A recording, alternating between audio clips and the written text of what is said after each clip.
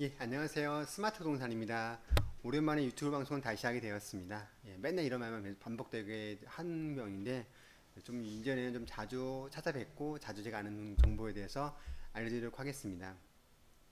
이번 시간에는요, 예, 준공전 건물의 임대차 계약에 대해서 부동산이 주의할 내용이나 그런 거에 대해 알아보도록 하겠습니다. 보통 준공을 받기 전이란 제가 메모를 체크해 놨고요. 요거는 마무리 공사하기 전에 임대가 나오는 경우, 사실 등기도 없고 건축 대장도 없는 상태입니다. 임대인이 확인이 막연할 수 있고 좀 애매한 경우도 많이 있습니다. 이런 거에 대해서 신문을 한번 제가 경험해 보니까 그거에 대해서 한번 제가 메모를 해 두었습니다. 신문을 보시면은요, 이 건물이 완공된다면은 누가 앞으로 보존 등기가 날 것인지, 또 이런 거 같은 경우는 건축 허가서나 건축허가 도면 같은 서류로 확인을 해 보시고요. 또 시공사를 통해서 확인할 방법도 있습니다.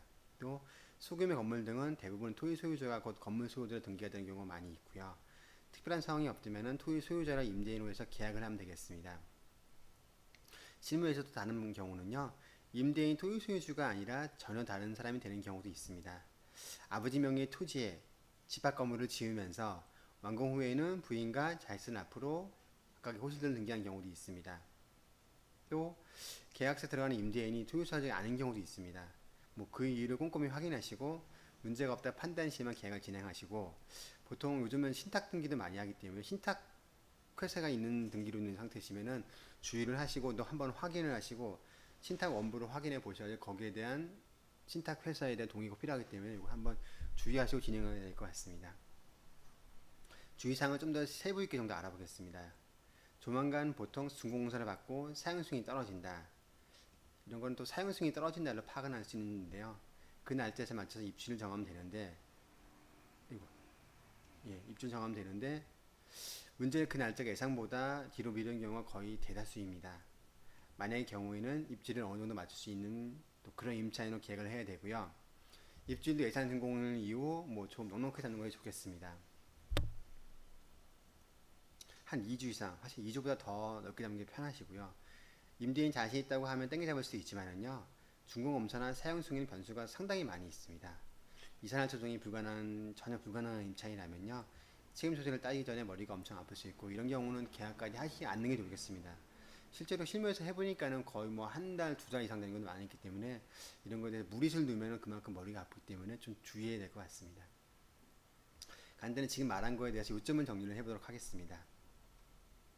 준공 후에 1번, 준공 후에 누가 건물주 등기될 것인가, 토지 분기를 참고를 하시되 건축 허가서를 통해서 확인을 해보거나 시공사를 통해서 꼭 확인을 해봐야 되겠고요. 추후에 계약상 임대인이 아닌 다른 사람으로 등기가 될 때에는 임대인 도장을 찍을 사람이 추후에 그 사항을 책임질 수 있는 걸 꼭 판단하시고요. 또 잔금 처리하는 경우에 계약은 쉽습니다. 잔금 처리하는 경우에는 준공이 떨어진 후에 건축물 대장상의 소유주와 기타 내용을 확인하고 입금하도록 하시고요. 입주가 여유롭다면 등기까지 확인하면서 잔금 처리하면 좋겠습니다. 또 입주일을 너무 입주일을 준공 예상에 너무 근접해 잡지 말고요. 좀 여유롭게 잡는 것이 좋겠고, 입주가 너무 급한 임차인은 피하는 것이 좋습니다. 그렇게 하시는 게 낫겠고요. 그다음에 기본 내용을 제가 일단 아는 걸로 체크는 해드려 봤는데요. 더 많은 걸 알고 있으면 저도 많이 모르기 때문에 제 알려주면 감사하겠고, 저도 이제 현재 지금 아는 사항이 또 나중에 새로운 내용이 되거나 그러면 제가 업데이트 해가지고 그 사항을 알려드리겠고, 저도 요런 사항을 3년 전에 한번 해봤었는데요. 계속 까먹고 또 잊어버리면 안 하게 되면은요. 그래서 맨날 이렇게 메모를 해놔가지고 하는 사항이고, 저같이 마인드맵이나 다른 맵을 활용하거나 아니면 그런 걸 프로그램을 써가지고 기억을 해두시면 좀 좋을 것 같습니다.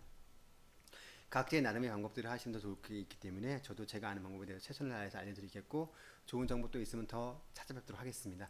예, 감사합니다.